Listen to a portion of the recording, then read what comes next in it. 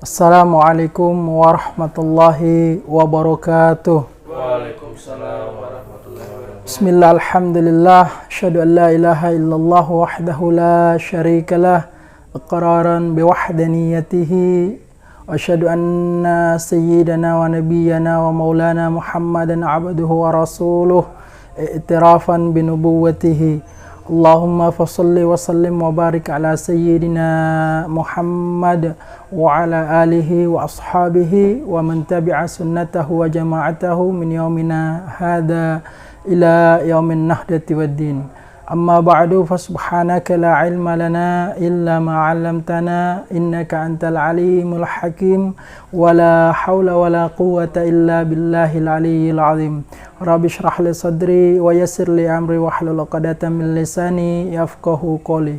Alhamdulillah, pemirsa netizen di mana saja berada, kita bersyukur kepada Allah yang sampai saat ini masih memberikan limpahan nikmat karunia-Nya kepada kita, berupa nikmat kesehatan, nikmat kekuatan, nikmat yang paling agung yaitu nikmat iman dan nikmat Islam, sehingga kita dapat berjumpa kembali dan mengoptimalkan waktu pada kesempatan malam ini untuk melanjutkan kembali kajian kita tentang fikih.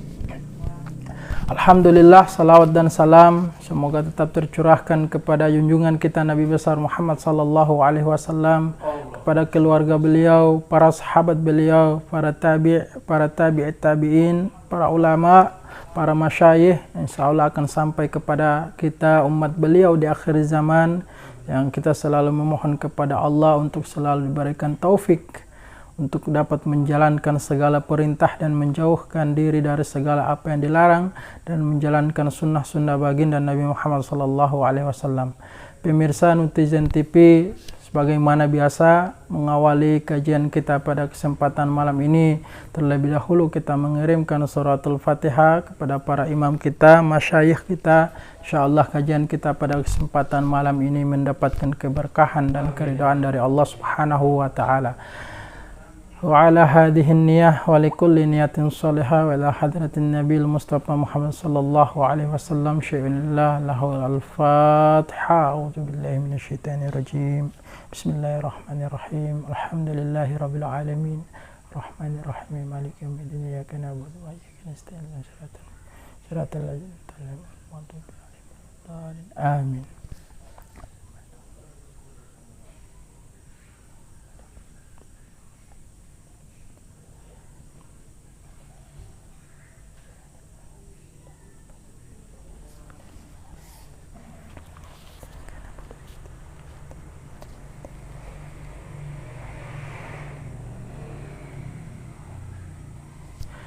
Pemirsa, kita lanjutkan kajian kita. Alhamdulillah kita sudah sampai pada pembahasan tentang perkara-perkara yang mewajibkan mandi besar atau mandi janabah. Bismillahirrahmanirrahim. Alhamdulillahirabbil alamin. Qala al-musannif rahimahullahu taala wa adama naf'a fi ulumihi fid daraini amin. Qala al-musannif faslun fi mujibil ghusli. Ini adalah satu pasal yang menjelaskan tentang perkara atau hal-hal yang mewajibkan mandi besar atau mandi janabah.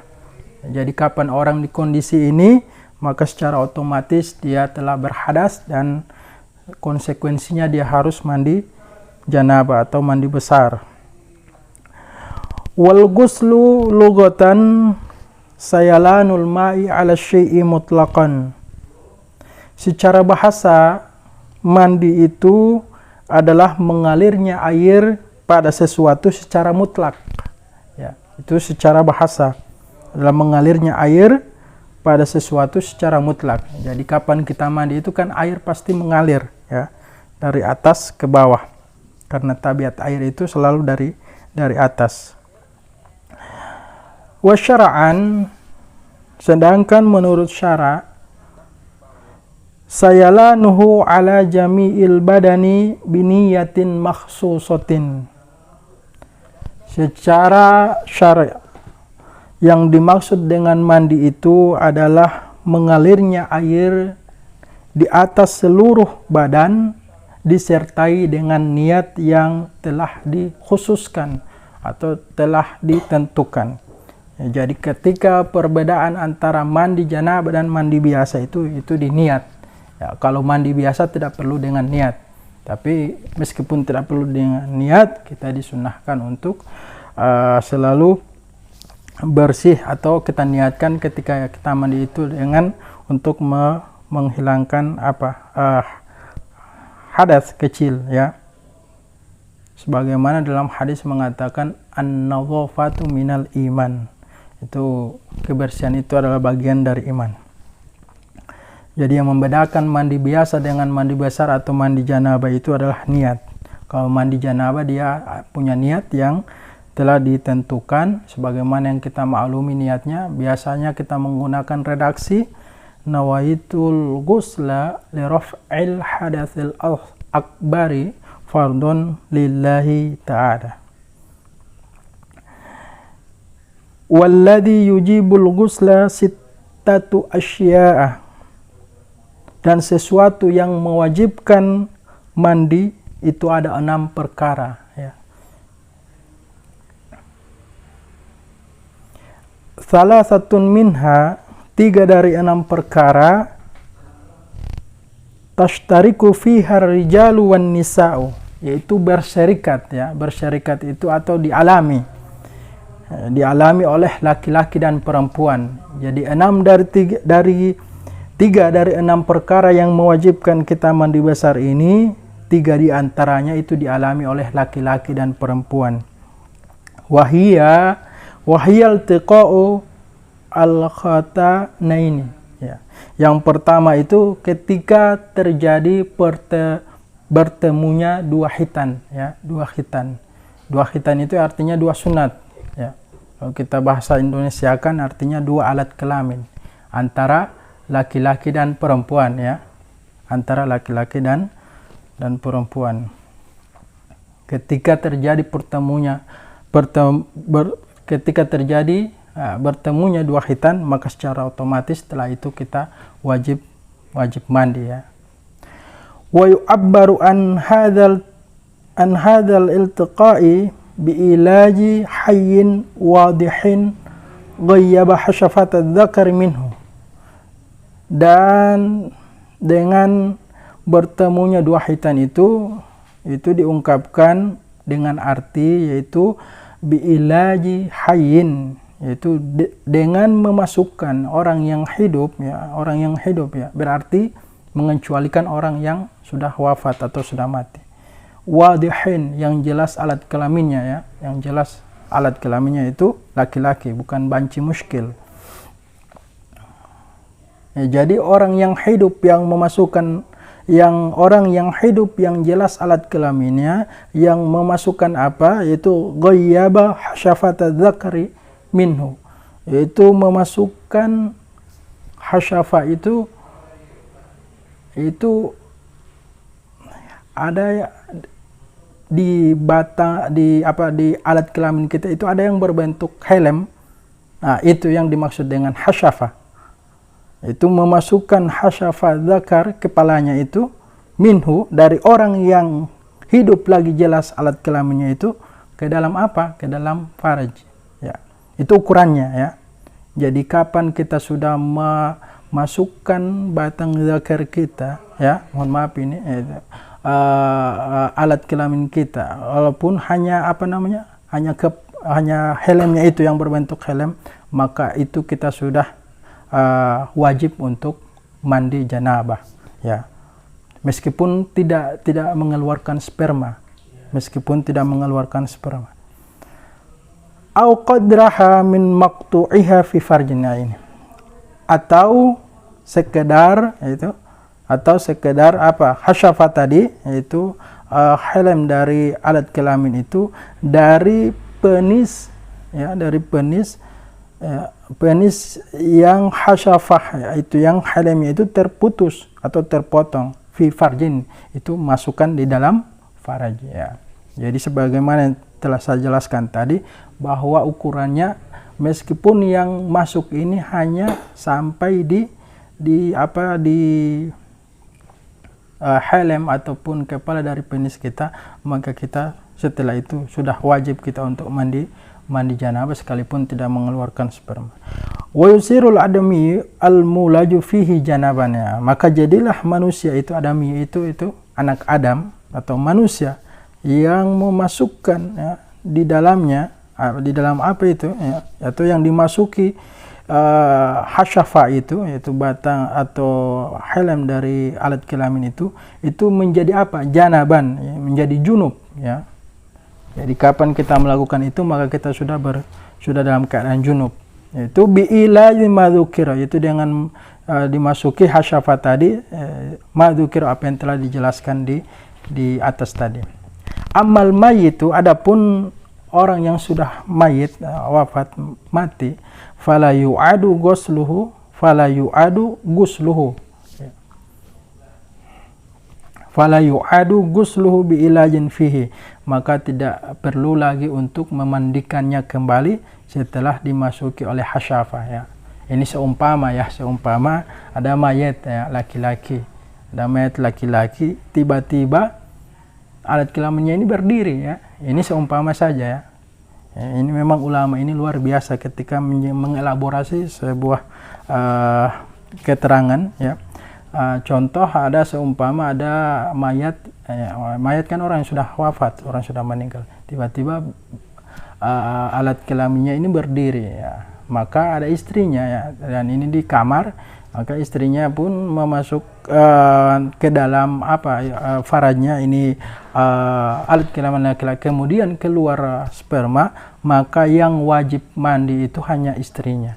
Mayatnya sudah tidak perlu lagi karena dia sudah dimandikan, tidak perlu lagi mengulangi, tidak wajib lagi mengulangi untuk mandi, untuk dimandikan lagi. Wa amal khunsal mushkilu fala ghusla alaihi bi iladi hashfatihi. Adapun khunsa itu banci yang dimaksud dengan banci kalau dalam bahasa fikih itu adalah orang yang mempunyai dua alat kelamin ya. Ada orang punya alat kelamin laki-laki dan perempuan. Nah, itu yang dimaksud dengan banci ya. Kalau yang yang laki-laki berlaga-laga seperti perempuan itu biasa cuma naluri ya. Dan itu kalau menurut guru saya itu orang yang tidak tahu bersyukur ya. Itu menurut guru saya. Ya, karena sebagaimana kita tahu betapa nikmatnya menjadi seorang laki-laki tulen, begitu juga betapa nikmatnya menjadi seorang wanita yang tulen ya. Adapun banci muskil, yaitu banci yang mempunyai dua alat kelamin, fala ghusla alaihi, maka dia tidak wajib mandi ya. Itu oleh karena dimasuki hasyafa tadi ya. Itu helm daripada atau kepala daripada alat kelamin. Wala, dan juga tidak wajib mandi bi'ilazi fi qubulihi, ketika kubulnya, kemaluannya kemasukan atau dimasuki oleh hasyafa tadi. Jadi itu yang pertama ya. Yang pertama yang bersyarikat atau yang dialami oleh laki-laki dan perempuan, artinya yang wajib mandi antara laki-laki dan perempuan itu ada tiga hal. Yang pertama itu yaitu ketika terjadinya bertemunya dua hitan tadi, dua sunnat tadi, dua alat kelamin, antara ada kerjasama yang baik ya antara suami dan istri. Nah, itu sekalipun tidak mengeluarkan sperma, maka pada kondisi itu selesainya itu dia wajib daripada melakukan mandi janabah. Wa minal mustaraki, dan yang kedua yaitu yang bersyarikat atau yang dialami oleh laki-laki dan perempuan, yaitu inzalun, maksudnya khurujul maniyyi min syakhsin bighairi ilajin, yaitu keluarnya sperma dari seseorang dengan tanpa memasukkan hasyafa tadi, dengan tanpa memasukkan hasyafa tadi. Ya, ini bisa artinya tanpa ada terjadinya bertemunya dua hitan ya, tetapi keluar spermanya. Contohnya ketika orang ihtilam, mimpi basah, maka dia wajib mandi. Wa in qalla wa in qallal maniyu ka qatratin, sekalipun sperma yang keluar itu sedikit sekali ya, ka qatratin, seperti hanya setetes saja yang keluar, sperma yang keluar itu hanya setetes, maka dia wajib mandi janabah ya. Kita harus bedakan ya, ada istilah dalam fikih itu adalah ada mani ya, mani itu sperma, ada wadi ya. Wadi itu dia seperti cairan yang kental, agak kental tetapi warnanya keruh ya. Ada juga madhi ya, madhi itu cairannya agak bening ya. Kedua-duanya itu dia najis ya, dia najis. Ketika kita keluar wadi dan madhi, kita tidak wajib mandi janabah, tetapi kita wajib membersihkan kemaluan kita. Kemudian ketika kita mau sholat, kita berwudu lagi ya, berwudu atau memperbaharui wudu kembali. Berbeda dengan madi. Kalau madi itu berbeda dengan mani. Kalau mani yang keluar, kita harus mandi janabah. Biasanya wadi itu dia keluar ketika kita mengangkat beban yang terlalu berat atau menahan sesuatu yang ini ya, itu bisa atau mungkin pikiran kita terlalu dibebani oleh sesuatu yang bisa membuat pikiran kita agak terbebani ya, maka di kondisi seperti itu wadi bisa keluar ya, ataupun madi tadi itu najis ya, tapi najis dia najis mukhaffafah, najis ringan. Dia bisa dibersihkan dengan sekedar hanya dicuci saja, atau ketika kita mau melaksanakan sholat kita harus berwudu lagi. Walau kanat ala launid dam, sekalipun yang keluar itu, sperma yang keluar itu sedikit, sekalipun hanya setetes saja, atau ada sperma yang keluar itu berwarna darah ya, berwarna darah. Ini juga kita wajib mandi ya. Kalau sudah darah yang keluar ya, walaupun hanya setetes, itu mungkin kita sudah berulang-ulang di dalam mengeluarkan atau terjadi klimaks ya, klimaks. Walau kana al-khariju, atau walaupun yang keluar itu bijima, ini itu disebabkan karena jima ya, berjima tadi itu ada hubungan antara ibadah antara suami dan istri. Itu juga wajib mandi. Au ghairihi fi yaqazatin au naumin bi syahwatin au ghairiha min tariqatil mu'tadi au ghairihi ka'an inkasara sulbuhu fa kharaja maniyuhu. Atau ada yang keluar itu maksudnya sperma itu sebab jima ya, antara ibadah antara suami istri, au ghairihi, atau juga selain daripada jima, fi yaqjatin, dalam keadaan sadar ya. Biasa kita dalam keadaan sadar ketika kita sering berangan-angan atau menggambarkan suatu pemikiran yang mengarah kepada gambaran biologis, mungkin biologis, itu bisa terjadi kita keluar sperma. Itu bisa memungkinkan. Au naumin, atau juga karena tidur ya, sebagaimana tadi terjadi ihtilam, mimpi basah, bisyahwatin, ini sebab syahwat, birahi au ghairiha, atau selainnya. Min tariqihil mu'tadi, itu keluar dari jalan yang normal, artinya dari sesuatu yang biasa ya, sperma itu keluar yang normalnya, au ghairihi, atau yang lainnya, yang tidak biasa, tidak umum. Ka'an, sebagaimana ingkasara sulbuhu, ada orang yang tulang sulbinya ini pecah atau patah, fa kharaja maniyuhu, maka itu bisa memungkinkan dia sering keluar spermanya ya, ketika orang terjadi tulang sulbinya patah.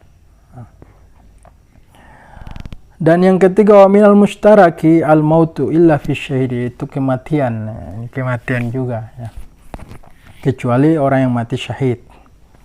Jadi tiga itu ya. Yang pertama, ketika terjadinya bertemunya dua khitan ya, entah itu pasangan suami istri atau pasangan haram, yaitu tetap mandi wajib.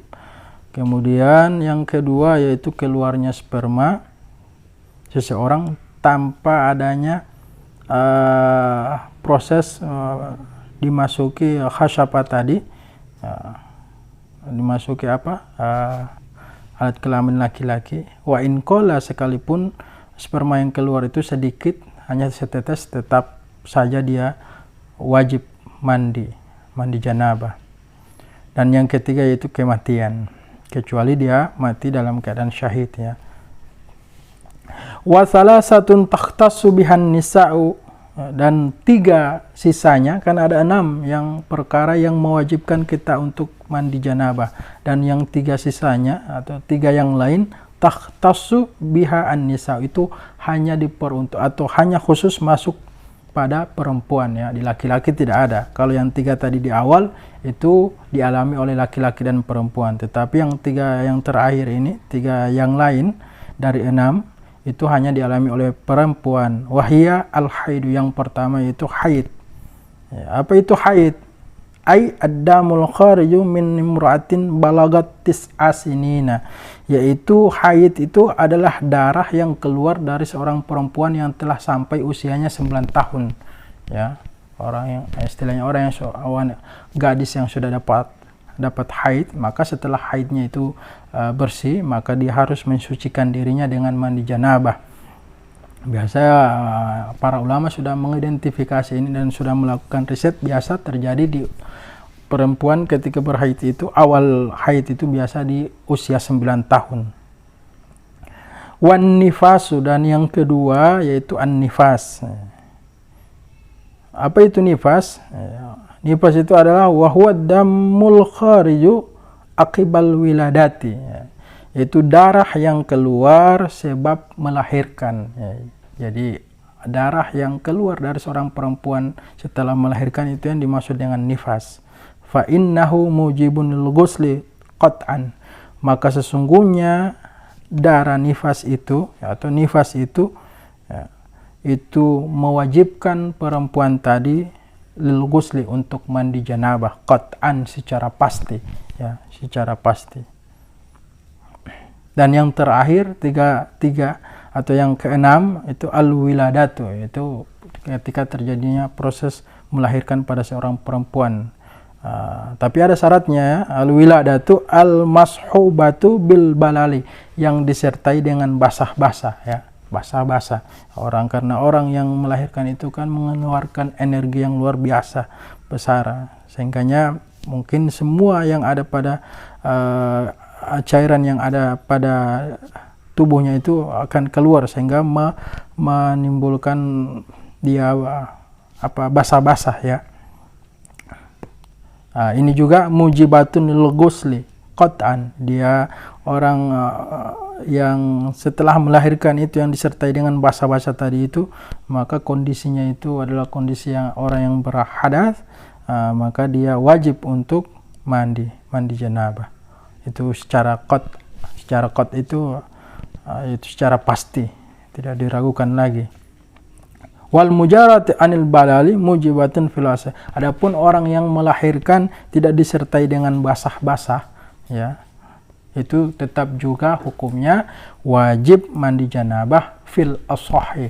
Ini menurut pendapat yang paling kuat ya. Ada pendapat yang sahih, ada pendapat yang ashah. Ashah itu di atas sahih ya. Ada pendapat yang rajih, ada pendapat yang arjah ya. Jadi 6 perkara itu yang kemudian mewajibkan kita untuk mandi janabah ya. 3 untuk yang dialami oleh laki-laki dan perempuan, dan 3 sisanya lagi hanya khusus masuk pada perempuan. Nah, mungkin ini saja yang bisa saya sampaikan pada kesempatan malam ini. Insyaallah kita akan lanjutkan pada pertemuan selanjutnya. Insyaallah kita akan membahas tentang faslun fi faraidi wa faraidul ghusl, salah satu asya, yaitu rukun-rukun mandi ada 3 perkara. Insyaallah kita akan lanjutkan. Syukron, terima kasih. Wa dumtum fil khairi wan najati wal barakah. Wallahul muwaffiq ila aqwamit thariq. Wassalamualaikum warahmatullahi wabarakatuh.